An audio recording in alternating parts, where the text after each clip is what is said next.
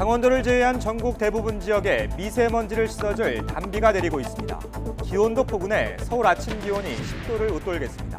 하지만 비가 그친 뒤엔 한파가 찾아오겠습니다. 문재인 대통령은 2차 북미 정상회담 전에 김정은 위원장이 답방할 경우 부담이 될 거라는 우려가 트럼프 대통령과 회담을 통해 해소됐다며 연내 답방 가능성이 열려 있다고 말했습니다. 문 대통령은 마지막 방문국인 뉴질랜드에 도착해서 제신도 아던 총리와 정상회담을 열 예정입니다. 트럼프 미국 대통령이 시진핑 중국 국가주석과 북한 문제에서 100% 협력하기로 합의했다고 밝혔습니다. 중국과 무역전쟁 휴전을 계기로 대북 공조도 강화하려는 움직임을 보이고 있습니다. 사법농단 수사와 관련해 검찰이 국내 최대 로펌인 김앤장 소속 변호사 2명의 사무실을 압수수색했습니다. 김앤장이 검찰의 압수수색을 받은 건 이번이 처음으로 이들은 강제징용 소송에 개입한 의혹을 받고 있습니다. 사법행정권 남용 의혹에 연루된 법관 13명의 징계 심의가 검찰 수사로 미뤄졌다 오늘부터 다시 열립니다. 징계 수위와 공정성 논란 속에 징계 절차는 연내에 마무리될 것으로 보입니다. 문재인 대통령의 국정 지지도가 9주 연속 하락하면서 취임 후 최저치를 기록하고 긍정평가와 부정평가의 차이도 오차 범위 내로 좁혀진 것으로 여론조사 결과 나타났습니다. 정당 지지도에서는 자유한국당이 2년 만에 최고치를 기록했습니다. 굿모닝 YTN 2부 시작합니다. 오늘 아침 전국에 미세먼지를 해소해줄 단비가 내리고 있습니다. 내일까지 포근한 날씨가 이어진 뒤 모레부터는 때이른 한파가 찾아온다는데요. 자세한 날씨 알아보겠습니다. 박현식 캐스터. 네, 야외 스튜디오에 나와 있습니다. 네, 12월 첫 출근길에는 우산부터 챙겨 나가야겠네요. 네, 오늘 출근길 추위 걱정보다는 비에 대비해서 우산을 꼭 챙겨 나오시기 바랍니다. 현재 전국 대부분 지역에 비가 오고 있는데요. 비는 오후부터 밤까지는 잠시 소강 상태에 들겠습니다. 비가 오면서 오늘은 날이 포근합니다. 현재 서울의 기온이 10도로 평년 기온을 11도가량 웃돌고 있는데요. 낮 기온도 15도까지 올라서 평년보다 6도가량 높겠습니다. 현재 레이더 화면을 보면 비구름대가 북동쪽으로 이동하면서 전국 곳곳에 비를 뿌리고 있습니다. 특히 부산에는 시간당 10mm 안팎의 다소 강한 비가 오고 있는데요. 내일까지 예상되는 비의 양은 전남과 제주도에 10에서 50mm로 가장 많겠고 강원 영동과 충청 이남 지방에는 5에서 30mm, 그 밖에 중부지방에는 5mm 안팎이 되겠습니다. 비가 오면서 오늘 전국의 미세먼지 농도는 좋음에서 보통 단계를 회복하겠고요. 비는 내일 새벽 다시 시작돼 내일 오전에 대부분 그치겠습니다. 남서풍이 유입되고 오늘 낮 동안 비가 오면서 비교적 포근하겠습니다. 서울 16도, 대전 16도, 대구 17도, 광주 19도로 평년보다 6도에서 9도가량 높겠습니다. 포근한 날씨는 내일까지 이어진 뒤 모레부터 영하권 추위가 찾아옵니다. 특히 금요일 서울 아침 기온이 영하 7도, 토요일에는 영하 9도까지 떨어지면서 때이른 한파가 찾아오겠습니다. 내일 비가 그친 뒤에는 비구름의 뒤를 따라서 황사가 유입될 가능성이 있습니다. 황사 정보는 워낙 유동적인 만큼 앞으로 발표되는 미세먼지 상황을 계속 확인해 주시기 바랍니다.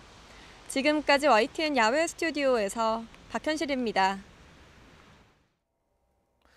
문재인 대통령이 김정은 위원장의 연내 답방 가능성이 열려 있고 김 위원장의 결단에 달려 있다고 말했습니다. 김 위원장이 답방한다면 트럼프 미국 대통령이 전해달라는 메시지도 있다고 소개했습니다. 신호 기자가 보도합니다. 올해 마지막 다자회의인 G20 정상회의를 마치고 문재인 대통령이 전용기 안에서 기자간담회를 가졌습니다. 먼저 김정은 위원장이 이달 안에 서울에 올 수 있는지를 묻자 문 대통령은 가능성을 열어놨습니다. 일단 김정은 위원장의 연내 답방은 그냥 가능성이 열려 있다. 그렇게 답을 드리겠습니다. 확답할 수 없지만 조금 더 지켜보자며 결국 김 위원장의 결단에 달려있다고 정리했습니다. 문 대통령은 이번에 트럼프 대통령을 만나서 한 가지 중요한 우려를 덜었다고 얘기했습니다. 2차 북미 정상회담은 물론 북미 고위급 회담조차 안 열린 상황에서 김 위원장이 답방하면 부담되지 않을까 하는 걱정이 있었는데 이게 해소됐다고 털어놨습니다. 어제 트럼프 대통령 대통령과 회동을 통해서 그런 이제 우려는 맡김이 사라졌다라는 말씀을 드릴 수 있겠습니다. 문 대통령은 이어 김 위원장이 연내 답방했을 때 트럼프 대통령이 전해달라고 했다는 메시지도 소개했습니다.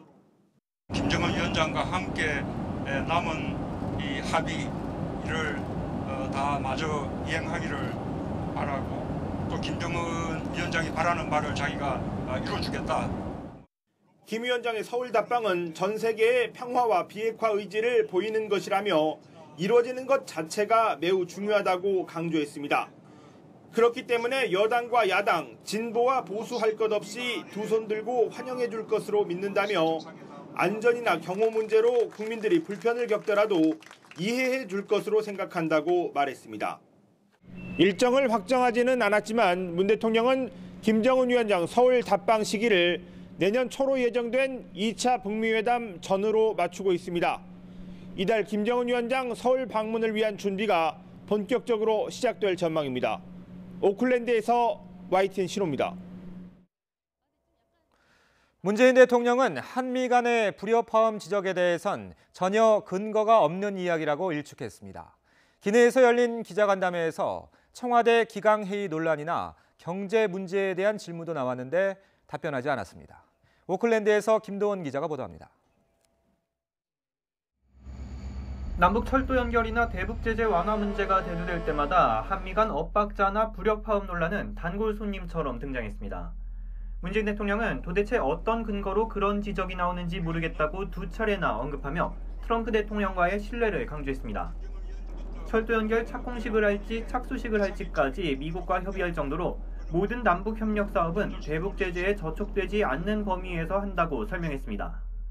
불협화음이라든지 이런 것은 전혀 없다라는 것을 제가 자신 있게 말씀드리니까 혹시 그런 말에는 전혀 이렇게 흔들리지 않아도 된다. 문 대통령은 내년 초로 예상되는 2차 북미 정상회담이 비핵화의 결정적 고비가 될 것으로 봤습니다. 이번에는 비핵화와 적대관계 청산 등 싱가포르 북미 합의의 이행 시간표를 다룰 때라는 겁니다.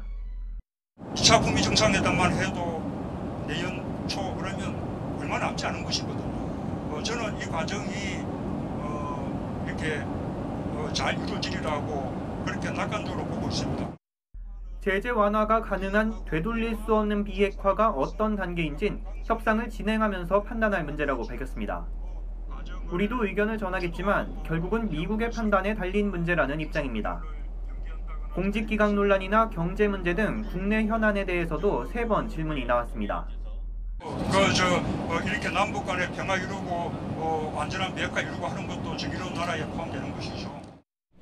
문 대통령은 외교 문제에 집중해달라는 말로 답변을 대신했습니다.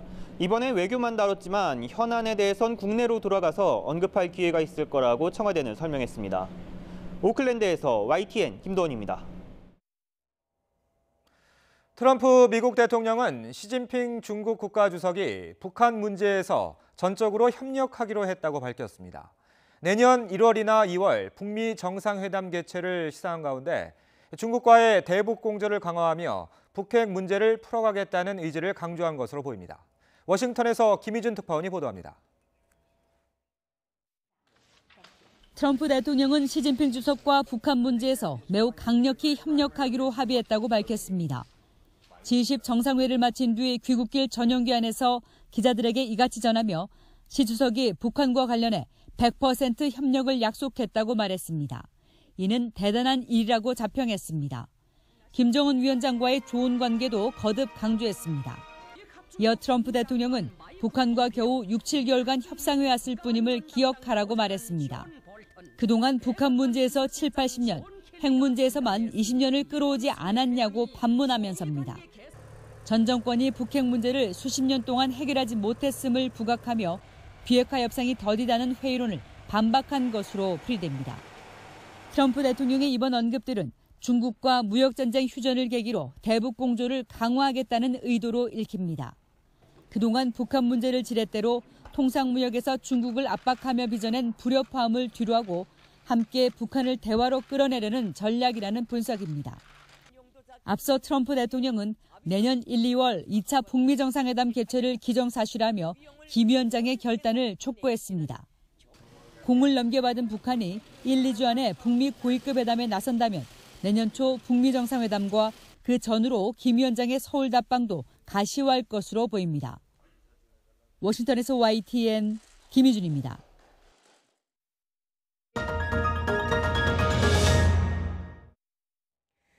사법농단을 수사하고 있는 검찰이 최근 국내 최대 로펌인 김앤장 법률사무소 소속 변호사를 압수수색한 것으로 확인됐습니다. 김앤장이 검찰의 압수수색을 받는 건 이번이 처음인데 강제징용 재판에 개입했다는 의혹을 받고 있습니다. 강희경 기자가 보도합니다. 사법농단 의혹을 수사하는 검찰이 우리나라 최대 로펌인 김앤장 법률사무소를 최근 압수수색한 것으로 YTN 취재 결과 확인됐습니다. 박근혜 청와대와 양승태 사법부에 일제 강제징용 재판 개입 의혹을 확인하기 위해서입니다. 박근혜 정부에서 2015년 2월부터 이듬해 5월까지 청와대 법무비서관을 지낸 곽병훈 변호사, 일제 전범기업 소송과 관련된 한모 변호사의 사무실이 주 대상입니다. 김앤장 소속의 두 변호사는 일제 강제징용 소송 당시 양승태 전 대법원장 측과 접촉해 재판 지연에 관여한 의혹을 받고 있습니다. 검찰은 곽 변호사가 강제징용 소송을 비롯해 청와대와 법원행정처가 의견을 조율하는 데 연결고리 역할을 한 것으로 보고 있습니다. 지난 9월부터 피의자 신분으로 소환해 조사했지만 압수수색은 번번이 법원에 가로막혔습니다. 일제 강제징용 소송 관련해서 법원행정처와 세부 계획 협의하신 적 있으십니까? 네, 아는 대로 제가 성실히 조사받도록 하겠습니다. 하지만 임종원 전 차장의 구속을 기점으로 영장을 발부하는 법원의 기류가 바뀌면서 김앤장 변호사들에 대한 압수수색이 가능해졌습니다. 검찰 관계자는 양승태 대법원이 김앤장 소속 변호사들을 통해 강제징용 소송에 어떻게 개입했는지 추가 증거를 확보하기 위한 절차라고 설명했습니다. 압수수색 결과 양승태 대법원이 김앤장과 수시로 접촉한 정황을 상당수 확보한 것으로 알려졌습니다. 이에 대해 김앤장 측은 진행 중인 사건에 대해 답할 수 있는 게 없다며 말을 아꼈습니다. 우리들 지금 진행 중인 사건에 대해서 따로 말씀드릴 특별히 없습니다만은. 검찰이 대법원에 이어 최대 로펌 김앤장에 대해 사상 첫 압수수색에 나서면서 재판 거래 의혹의 실체가 드러날지 주목됩니다. YTN 강희경입니다. 그간 김앤장은 수많은 사건에서 자본과 권력의 편에 서는 것을 마다하지 않았습니다. 성공 신화의 배경엔 퇴직한 고위법관 같은 힘 있는 전직 관리들이 있었습니다. 이어서 최민기 기자의 보도입니다. 사망자만 1,300여 명으로 추산되는 가습기 살균제 사태. 김앤장은 피해자 반대편에 서서 다국적 기업 옥시를 변호했습니다. 배출가스 조작 파동 당시엔 폭스바겐을, 외환은행 헐값 인수 사건 때는 론스타를 변호하며 따가운 시선을 받았습니다. 매출 1조 원, 국내 최고 로펌인 김앤장엔 돈만 되면 무엇이든 하는 자본과 권력의 수호자란 꼬리표가 붙는 이유입니다. 이렇게 피 맺힌 가족들이 이렇게 몰려있는데 김앤장 사무장이 한 명이라고 김앤장이 이것을 갖다가 맡고 있대요. 옥시 무슨 제품들 이 변호를 해주려고 일 맡고 있대요.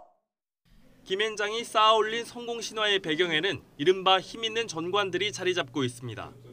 김앤장은 수십억씩 연봉을 주면서 퇴직한 고위 법관과 검사, 행정부 고위 관료들을 끌어모으고 있습니다.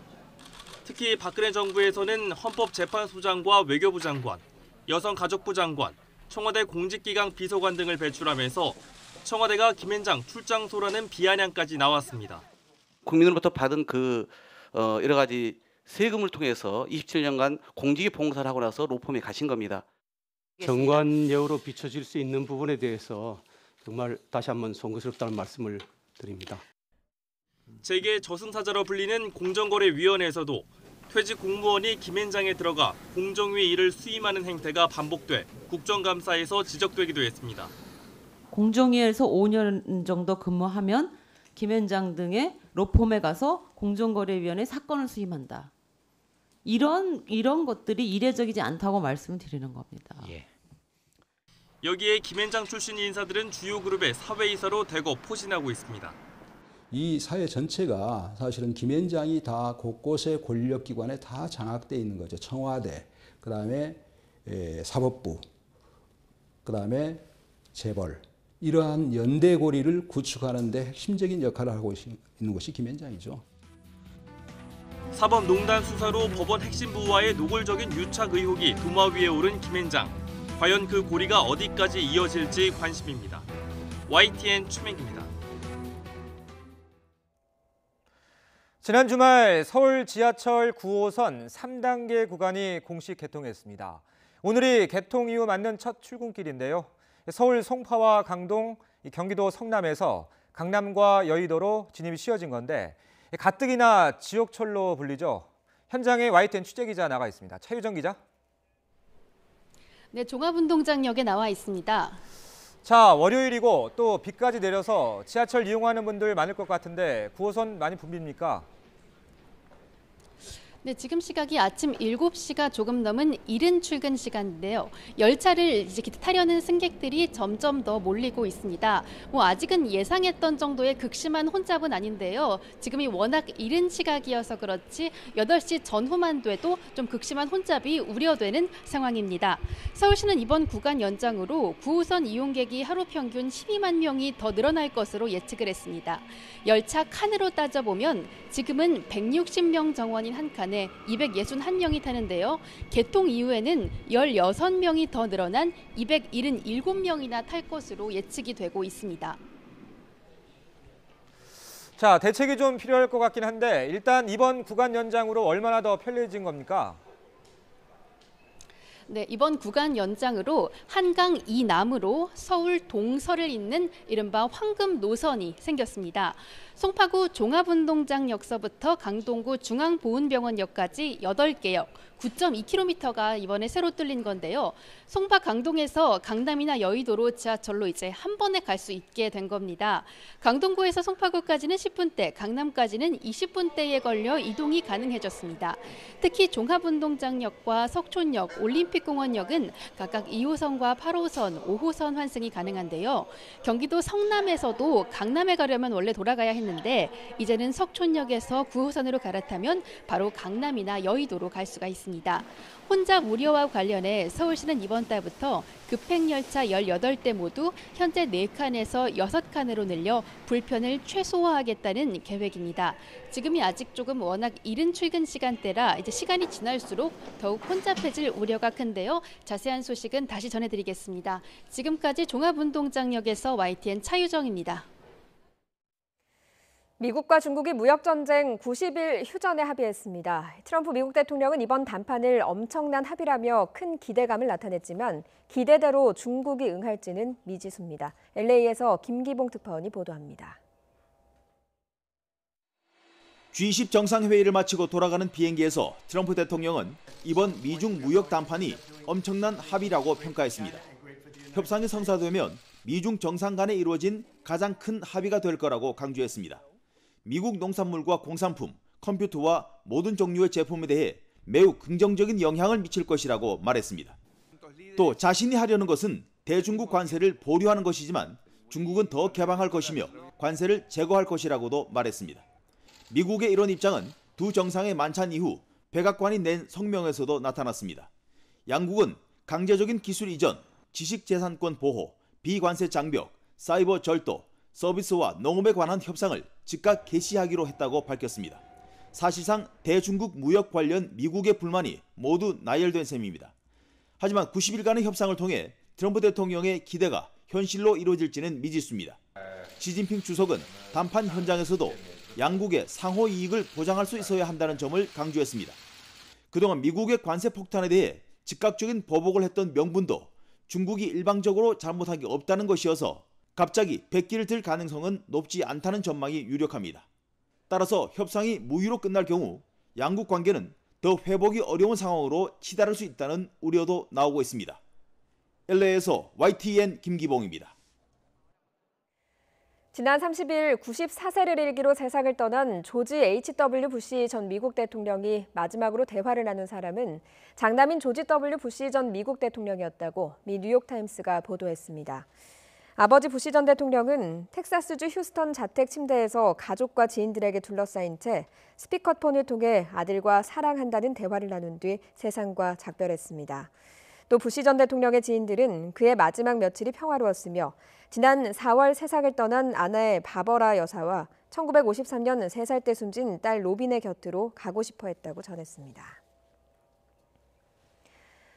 빗나간 수요 예측으로 혈세를 고발하는 낭비하는 현장 고발합니다. 400억 원짜리 호화 건물에 1년 운영비가 10억 원, 또 지원금까지 쏟아붓는데도 실적은 목표의 3%. 어처구니가 없죠. 강원도 속초항 국제 크루즈 터미널입니다. 송세혁 기자가 취재했습니다. 강원도 속초항 한쪽에 지상 3층짜리 화려한 건물이 눈에 들어옵니다. 지난해 9월 문을 연 국제 크루즈 터미널입니다. 건물을 짓는 데만 400억 원 가까운 세금이 들어갔습니다. 강원도와 속초시는 올해 크루즈 선박을 100차례 입항시키겠다는 거창한 목표를 내세웠습니다. 우리는 동해안 최북단에 있는 어떤 지정학적 여건에 장점이 있습니다. 그것을 바탕으로 해서 우리 속초 크루즈 산업을 명실상부한 관광 산업으로 만들 예정이고요. 1년이 흐른 지금 매표소는 불이 꺼져 있고 입출국장 문도 굳게 닫혀 있습니다. 대낮인데도 터미널 로비는 이렇게 텅 비어 있습니다. 이용객은 한 명도 찾아볼 수 없습니다. 강원도와 속초시는 선박 유치를 위해 여러 가지 특혜를 약속했습니다. 크루즈 선박이 들어오면 많게는 1,000만 원씩 운항 장려금을 줍니다. 또 배가 항구에 정박하는 것을 돕는 예선과 도선 비용까지 한 척에 평균 3천만 원씩 지원합니다. 배가 항구에 정박할 때 사실상 비용이 거의 들지 않는 겁니다. 그런데 올해 크루즈 선박이 속초항에 들어온 것은 단 3차례, 목표의 3%에 불과합니다. 속초항에 내린 관광객은 고작 6천 명, 평균 8시간 정도만 관광하다가 떠났습니다. 가장 저조했던 게 사드 영향에 의한 관광객 감소, 중국 관광객 감소입니다. 손님이 없으니 식당 등 부대 시설이 갖춰질 리 없습니다. 편의점, 음식점이 들어올 자리입니다. 하지만 1년 넘게 비어 있습니다. 6차례나 입찰 공고를 냈지만 지원한 사업자가 한 명도 없어 모두 유찰됐습니다. 버는 돈은 없는데 들어가는 돈은 엄청납니다.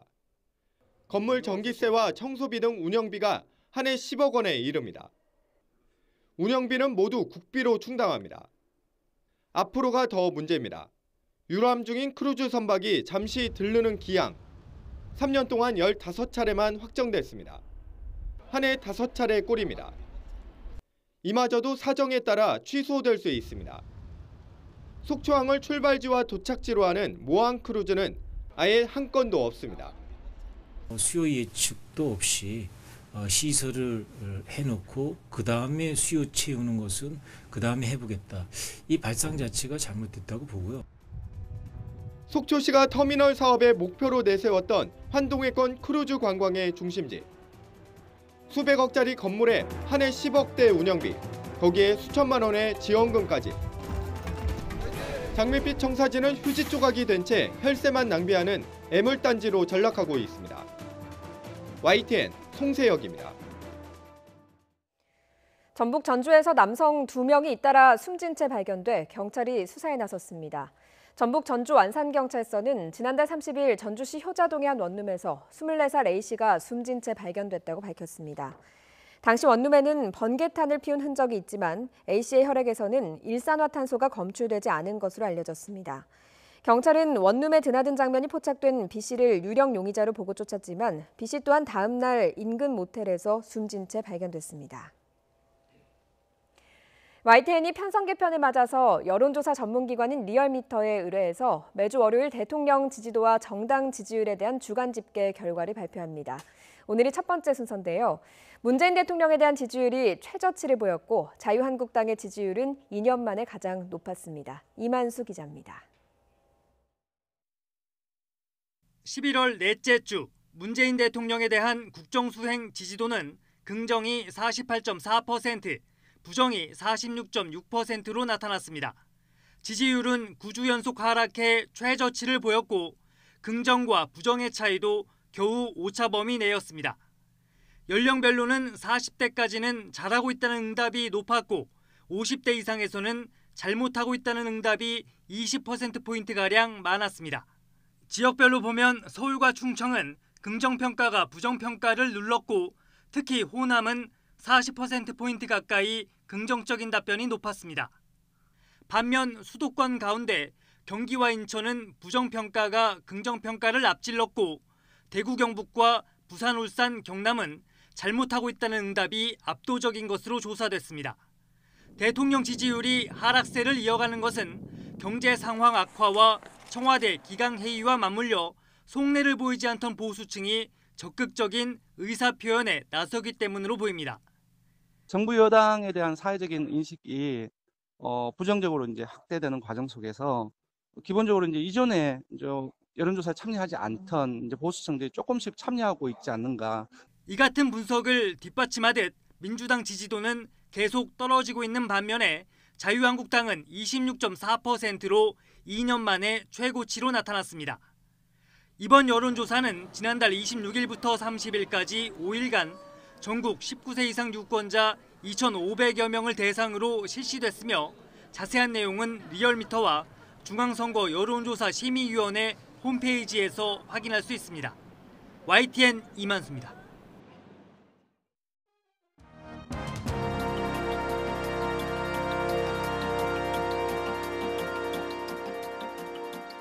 최근 머릿속이 가장 복잡한 분이 아닐까요? 조국 청와대 민정수석입니다. 특검반 책임자인 조국 민정수석이 당장 국민들에게 사과하고 사퇴하시는 게 정답입니다. 공직기관이 허물어지고 있는 일과 무관하지 않습니다. 문재인 대통령의 레임덕이 시작되었다는 말이 끊이지 않는 이유입니다. 조국 수석은 문재인 정부 초대 민정수석입니다. 관례를 깬 비검찰 출신이자 진보 성향의 소장 법학자.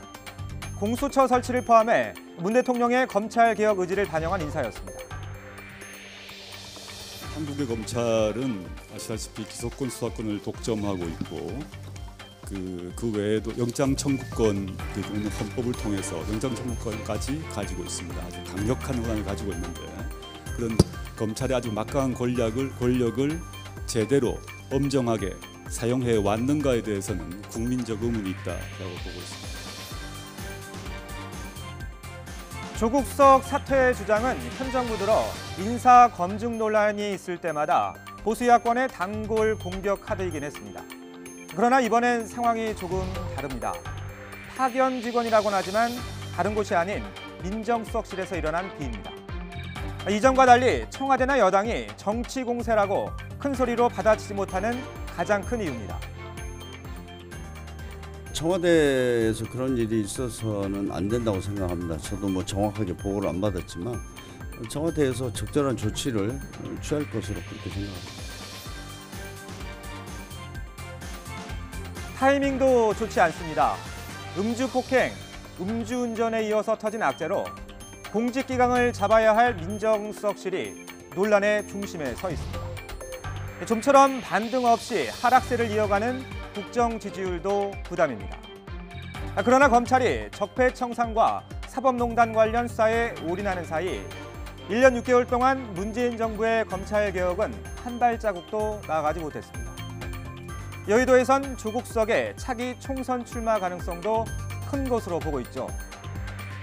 임종석 대통령 비서실장은 얼마 전 기강을 다 잡자며 청와대 직원들에게 이메일을 통해 이렇게 말했습니다. 우리는 지금 중대한 기로에 서 있다고. 오늘 제가 주목한 뉴스 인물은 기로에 선 조국 민정수석이었습니다.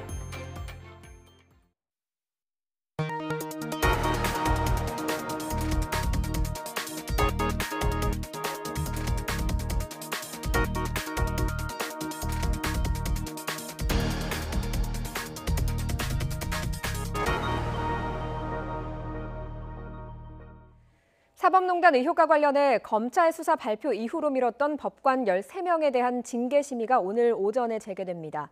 징계 수위 한계와 공정성 논란 속에 연내 징계 절차가 마무리될 것으로 보입니다. 신지원 기자의 보도입니다.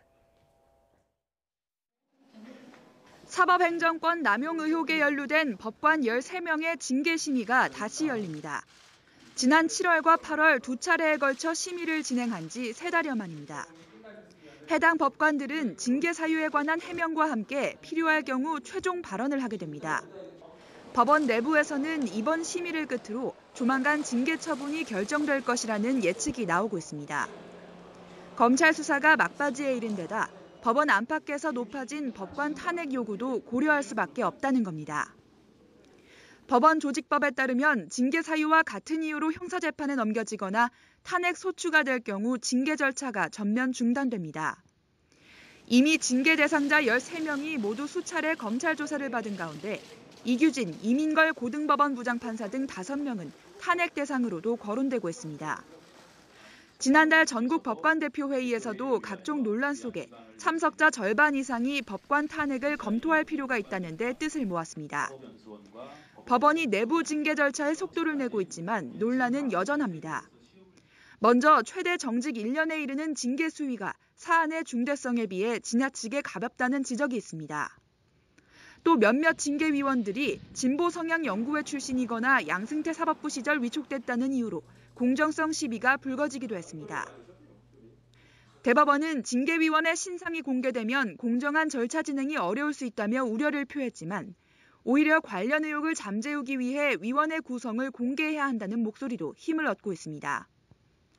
검찰 수사에서 법관 수십 명이 추가로 연루된 것으로 드러난 만큼 기존 13명 외에 추가로 징계해야 한다는 주장도 나왔습니다. 지난 6월 김명수 대법원장이 직접 징계를 청구한 지 반년 만에 절차가 마무리 단계에 접어들었지만 형평성과 공정성 논란은 잦아들지 않고 있습니다. YTN 신지원입니다. 사법행정권 남용 의혹을 수사하고 있는 검찰이 양승태 사법부 시절 법원 행정처장을 지낸 박병대 고영한 전 대법관에 대해서 조만간 구속영장을 청구할 방침입니다. 검찰은 지난달 확보한 4년치 인사문건에 박병대 고영한 전 법원 행정처장의 서명이 기재된 점을 토대로 문건 내용이 실제 인사 불이익으로 이어졌는지 밝히는 데 주력하고 있습니다. 문희상 국회의장과 여야 5당 대표는 오늘 국회 사랑제에서 오찬 회동을 열고 예산안 처리와 선거제도 개혁 등을 논의합니다.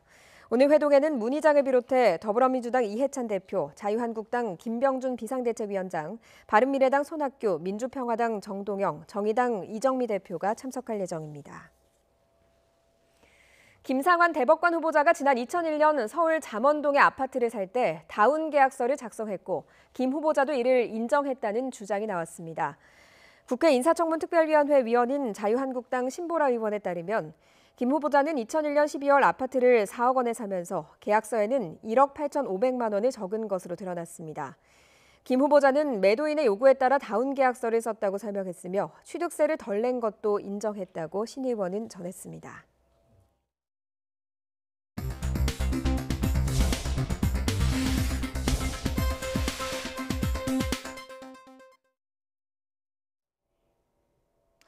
이 시각 보도국입니다. 경찰이 모든 사건 관계인의 기본권과 방어권을 보장하기 위해 경찰서에서 자기 변호 노트 활용을 확대하고 권리 안내서와 메모장도 나눠주기로 했습니다. 경찰청은 오늘부터 내년 6월 2일까지 6개월 동안 서울 모든 경찰서에서 피의자가 자신의 진술을 기록하고 인권 침해 여부를 점검할 수 있도록 자기 변호 노트를 활용할 수 있게 하겠다고 밝혔습니다. 자유한국당 김병준 비상대책위원장이 우리나라 정당은 개파나 보수에 갇혀 있다면서 개파주의를 막을 장치를 고민하고 있다고 강조했습니다. 김 위원장은 국회에서 기자간담회를 열고 개파를 자극해서 표를 얻는 행위를 경고했지만 최근 당의 일부 일탈적 행위들이 있다며 공천제도 변화나 당원들 권리 신장 등 개파 청산 대책을 고민해야 한다고 말했습니다. 세월호 참사 당시 유족에 대한 불법 사찰을 지시한 혐의를 받는 이재수 전 국군 기무사령관의 구속 여부가 이르면 오늘 결정됩니다. 서울중앙지방법원은 오늘 오전 10시 반 직권남용 혐의를 받는 이 전 사령관과 김모 전 참모장에 대한 구속 전 피의자 신문을 진행합니다. 북한이 김일성 종합대학에 이어 김책공업종합대학에도 대규모 과학기술 연구개발단지를 짓고 있습니다. 노동신문은 일면 기사에서 평양 김책공대에 미래과학기술원을 건설 중이며 공사가 마무리 단계에 있다고 소개했습니다. 질병관리본부는 손 씻기와 소매 기침의 활성화를 위해 마블 히어로 어벤져스를 활용한 캠페인을 이달부터 시행한다고 밝혔습니다. 이번 캠페인은 혈액과 인플루엔자 등 많은 질병을 예방할 수 있는 손 씻기와 소매 기침에 대한 국민적 관심을 유도하기 위해 기획됐습니다. 지금까지 이 시각 보도국이었습니다. 보통 연말연시는 청약시장의 비수기지만 올해는 좀 다릅니다. 9.13 대책의 영향으로 가을로 예정됐던 일부 분양이 겨울로 미뤄졌기 때문인데요. 특히 무주택자에게 유리해지는 청약제도 변경 시기까지 늦어지면서 유주택자의 관심도 높습니다. 이하린 기자입니다. 최근 문을 연 서울 서초구의 한 재건축 아파트의 견본주택. 오전부터 구조를 미리 보고 상담을 받으려는 예비 청약자들의 발길이 이어집니다. 기존 아파트는 너무 낡았는데 또 가격은 너무 비싸고 그래서 이번에 하나 분양받으면 새 아파트 오고 싶어서 그래서 와봤습니다. 꼭 당첨됐으면 좋겠습니다. 무주택자뿐만 아니라 유주택자들의 관심도 뜨겁습니다. 무주택자가 주요 지역 추첨제 주택의 75% 이상을 우선 배정받게 되는 새 청약제도 시행 시기가 지난달 말에서 이번 달 10일 전으로 늦춰졌기 때문입니다. 새 제도가 시행되면 집이 한 채만 있어도 당첨 가능성이 뚝 떨어지는 만큼 그 전에 분양하는 곳에는 더 나은 집으로 옮기려는 유주택자 수요가 몰리는 겁니다. 지난달 초 분양한 서울 서초 지역의 또 다른 재건축 아파트는 중도금 대출이 안 되는데도 평균 청약 경쟁률이 41대 1을 넘기도 했습니다. 지하철 4개 노선이 인접해 있는 교통 편의성, 그리고 강남 지역의 반포에 위치하는 점. 근본 변경되는 주택 청약제도 적용을 받지 않는 마지막 강남에서 분양하는 단지입니다. 이번 달 분양 예정 물량은 5만 가구. 지난해보다 4,500가구가량 증가했는데 청약 사이트인 아파트투유 개편 등의 영향으로 내년 1월로 분양이 연기된 일부 단지까지 고려하면 연말연시 분양 시장은 겨울 비수기란 표현이 무색할 정도입니다. 분양 보증 심사와 청약제도 개정안 지연으로 분양 일정이 뒤로 밀리면서 연말 분양 물량이 많은 편입니다. 기존 아파트 거래가 위축된 가운데 당분간 수요자들의 관심이 청약 시장으로 쏠릴 것으로 보입니다. 최근 서울 아파트값이 3주 연속 떨어지는 등 추경 매수세가 멈추고 집을 파는 대신 임대사업자로 등록하거나 증여를 선택하는 사람이 늘면서 매물이 쏟아질 가능성도 높지 않습니다. 기존 주택 시장의 거래 절벽이 이어지는 가운데 청약 시장의 열기는 당분간 이어질 것으로 보입니다. YTN 이하린입니다. 오는 10일부터 투기과열지구 안에 있는 3억 원 이상의 주택을 살 때는 자금 조달 계획서에 증여나 상속받은 금액을 상세히 기재해야 합니다. 국토교통부는 이런 내용으로 부동산 거래 신고 등에 관한 법률 시행 규칙을 개정했다고 밝혔습니다. 이는 정부가 지난해 9월 투기과열지구 내 3억 원 이상 주택 매입 시 자금 조달과 입주 계획서 제출을 의무화했지만 자금 조달 계획서 신고 항목이 구체적이지 않다는 지적에 따른 겁니다. 민주노총이 빠진 채 어렵사리 출범한 경제사회노동위원회가 초반부터 삐그덕거리고 있습니다. 탄력근로 확대를 논의할 위원회 구성을 놓고 한국노총이 강하게 반발하고 있습니다. 김장하 기자입니다. 지난달 22일 새로운 사회적 대화기구인 경제사회노동위원회가 공식 출범했습니다. 양대 노동계의 한 축인 민주노총은 대의원들의 무산으로 결정을 하지 못해 참여하지 않았습니다. 문성현 경제사회노동위원장은 어려운 경제 상황 속에서 현안을 풀기 위한 사회적 대화의 중요성을 거듭 강조했습니다. 노사는 서로 입장이 다르더라도 함께 해야 하는 운명 공동체로서 우리가 사회적 대화를 통해서 이룬 합의는 우리 사회의 최고 권위를 갖게 될 것이다. 경사노위는 최대 노동 현안인 탄력 근로 확대 문제를 다루기 위해 산하에 노동시간 제도 개선위원회를 구성하기로 의결했습니다. 노동시간 제도 개선위원회 위원은 위원장을 비롯해 노동계와 경영계 대표 각각 2명, 노동계와 경영계, 경사노위가 추천한 공익위원 3명 등 모두 9명입니다. 그런데 경사노위가 위원을 선정하는 과정에서 문제가 생겼습니다. 한국노총이 추천한 위원에 대해 그런 사람이 들어오면 합의가 안 된다며 경사노위 고위 관계자가 반대했다는 겁니다. 한국노총은 성명을 통해 노동계 위원으로 누가 참여할 것인가는 한국노총이 판단할 문제며 경사노위는 이를 존중해야 한다고 밝혔습니다. 한국노총은 이런 식의 사회적 대화라면 참여할 이유가 없다며 경사노위는 차라리 간판을 내리라고 강하게 비판했습니다. 사회적 대화기구에 적극적으로 참여해왔던 한국노총이 불참 가능성까지 시사하며 반발하자 노동시간 제도 개선위원회 구성을 서두르던 경사노위도 당황한 모습입니다. 민주노총이 빠져 부담을 안고 출발한 경사노위가 한국노총과도 불편해지면서 노동 현안에 대한 사회적 합의가 순탄치 않을 것임을 예고하고 있습니다. YTN 김장하입니다. 지난해 초 주택 화재 경보기 설치가 모든 주택에 의무화된 거 알고 계십니까? 이 경보기 한 대가 있으면 집에 소방대원 한 명이 있는 것과 마찬가지라고 합니다. 김종호 기자가 취재했습니다. 프라이팬 안에 파치 시커멓게 탔습니다. 지난 4월 집주인이 가스불을 켜둔 줄 모르고 외출했다가 불이 난 건데 더 큰 화재로는 번지지 않았습니다. 주택 화재 경보기가 울리는 걸 이웃에서 듣고 신고해 빠르게 대응할 수 있었기 때문입니다. 안달순 씨가 누굽니까 해서 접니다 하니까 집에 화재가 나타난 게 그때 이제 뭐고 팥 그 안치난 게 생각이 나더라고요. 그래가지고 아이고 자꾸 큰일 났다 아이고 죄송합니다 하면서. 주택 화재 경보기는 연기나 열을 감지하면 곧바로 경보를 울리는 장치입니다.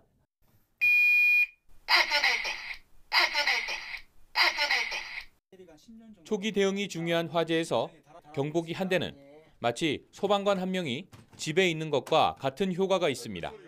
설치되어 있으면 주택 거주자들이 외부로 나와서 신고를 할 수도 있고, 그리고 그 주택 거주자들이 없을 시에는 인근 주택에서 감지기 소리 듣고 저희 119에 신고를 하게 되어서 이런 주택 화재 경보기를 의무 설치하도록 법이 개정돼 지난 2012년에 시행에 들어갔습니다. 신축은 곧바로, 기존 주택은 5년 유예 기간을 뒀습니다. 하지만 유예 기간이 끝난 지난해 전국 초등학교를 통해 집에 설치돼 있는지 물었더니 고작 41% 정도만 있다는 답이 나왔습니다. 홍보가 안 된 탓도 있지만 설치하지 않는다고 해도 법적 불이익이 없어서 설치 가구 수가 더디게 느는 겁니다. 주택 화재 경보기와 함께 소화기도 설치가 의무화됐습니다. 집에 둔 소화기 한 대는 화재 초기에 소방차 한 대와 맞먹는 효과가 있습니다. 전체 화재에서 주택 화재가 차지하는 비율은 매년 18% 전후입니다. 그런데 주택 화재로 숨지는 경우는 전체 절반가량을 차지할 정도로 인명피해가 심각합니다. 법적 불이익이 없더라도 소중한 생명과 재산을 보호하기 위해 나와 내 주변에 주택 화재 경보기와 소화기가 있는지 다시 한번 살피셔야겠습니다. YTN 김종호입니다.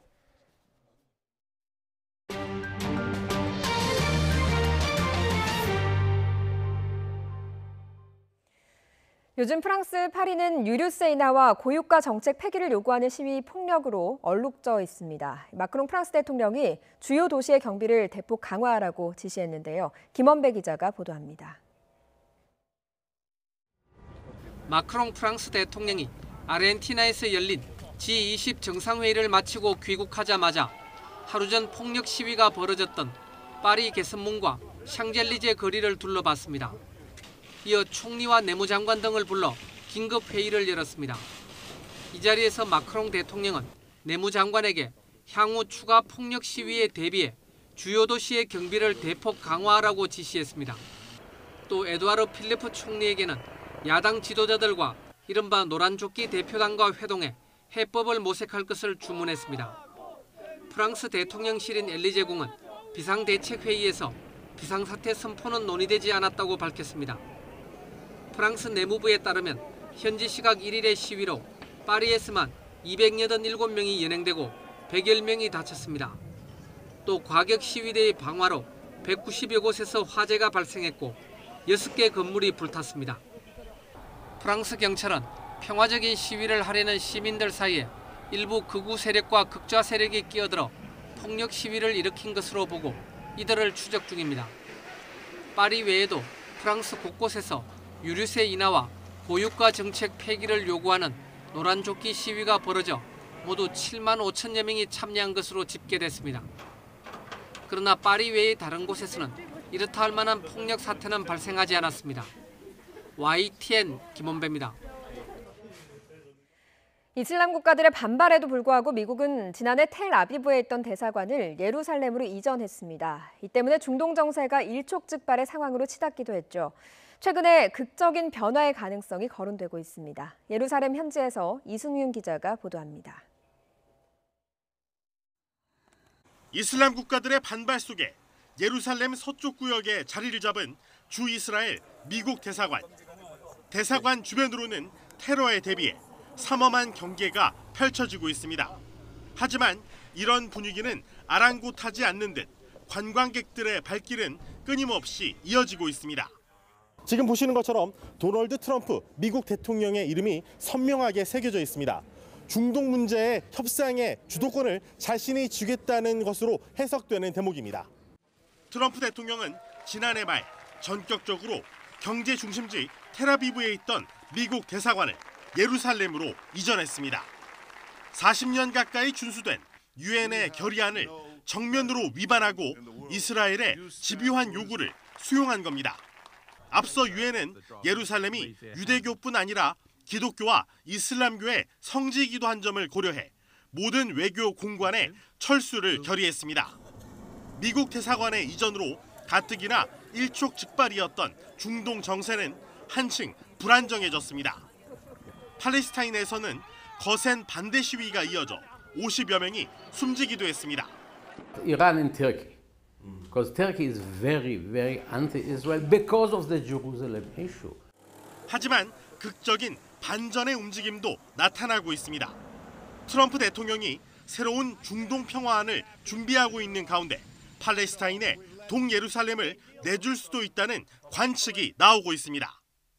You know, he can decide that part of Jerusalem will be the site for the embassy of Palestine. 우리 정부는 중동 국가들과의 관계를 고려해 대사관을 텔아비브에 그대로 두고 있습니다. 예루살렘에서 YTN 이승윤입니다. 12월의 첫 출근길부터 겨울비가 오고 있습니다. 전국 곳곳에 비가 오고 있는데요. 비구름이 동쪽으로 점차 이동하면서 수도권 지역은 앞으로 2-3시간 후면 비가 그치겠고요. 대부분 지역도 오후에 소강 상태에 들 것으로 보입니다. 그 사이 전남과 제주도에는 10에서 50mm, 영동과 충청, 남부 지역에 5에서 30mm의 비가 오겠습니다. 서울 등 중북부 지역에도 5mm 안팎의 비가 오겠습니다. 오늘 미세먼지 농도는 전국에서 좋음에서 보통 단계를 유지하겠습니다. 내일 비가 그친 뒤에는 본격적으로 강추위가 찾아옵니다. 수요일인 모레 서울 기온은 영하 4도, 토요일엔 영하 9도까지 떨어지면서 영하 10도 안팎의 매서운 한파가 이번 주 내내 기승을 부리겠습니다. 오늘 비가 와도 포근합니다. 현재 서울의 기온은 9.3도인데요. 낮 기온은 15도까지 오르겠습니다. 날씨 정보였습니다. 굿모닝 YTN 잠시 후 8시 3부에서 뵙겠습니다.